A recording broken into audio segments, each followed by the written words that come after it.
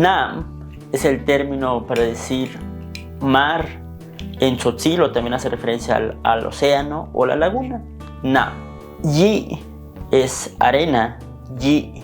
Y para decir como playa, en tzotzil es ti'nam o ti'ilnam, que es como la orilla del mar, ¿no? Que sería la forma en cómo diríamos playa.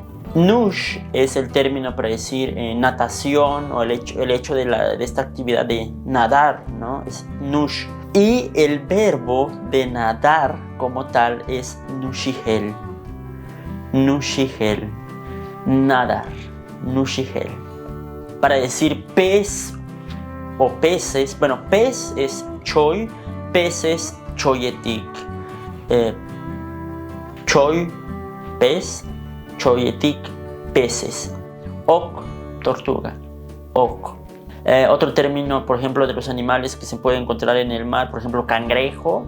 Hay un término que es yosh, cangrejo, yosh.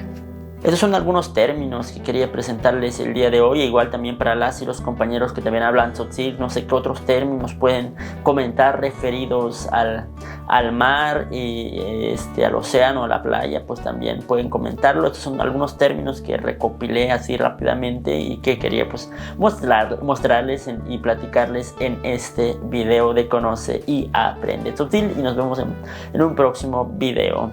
Teishkopon Batik.